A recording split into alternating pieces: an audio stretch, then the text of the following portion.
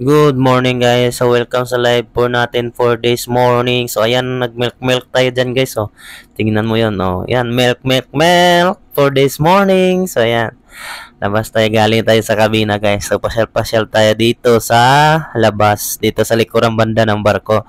Uy, nagkita ko yung kasama ko dito. Ito yung si Apprentice Kadit. Si ano to, si anong tawag nito? Si Dirt. Siya yung nasa ngayon nag-duty dyan sa gangway, tagabantay ng pag may umaakyat ng mga galing sa port, sa mga estreba, ganun. Nag-aayos sa mga karga yan. Yan siya nagbabantay. Pag merong umakyat, so, ipapasulat yung mga pangalan doon sa record book. So, ayan. Okay. Diyan ka muna, Kois. Dito muna ako. Pasyal-pasyal muna. Uy, pinakita pa yung mukha. Uy, parang tao ah. Oh, ano ba yung sinasabi niya? Hindi ko naintindihan. Okay. Sabi niya, uminom tayo ng gatas, guys, para hindi tayo papayat. Ngayon. Uy, para nagpapakute ah. Sarap sampalin.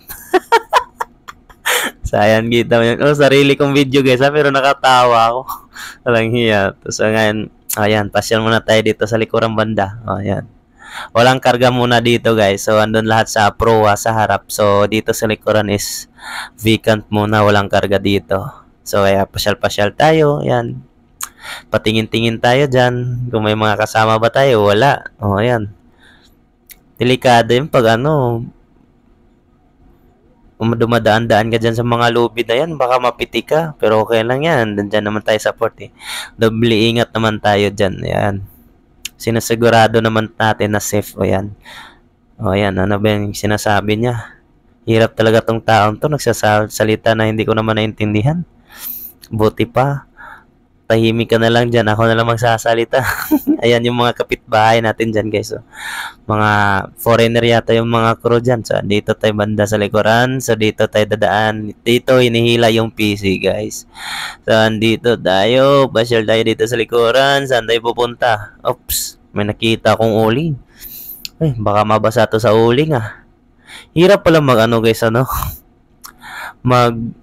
anong tawag nito? Voice over.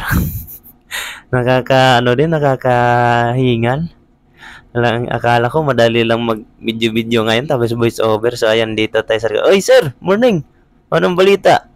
Ay, si Rizal nandun pa rin sa piso. Okay. Okay. So, kumusta naman doon? Okay lang. Sabi niya, sige.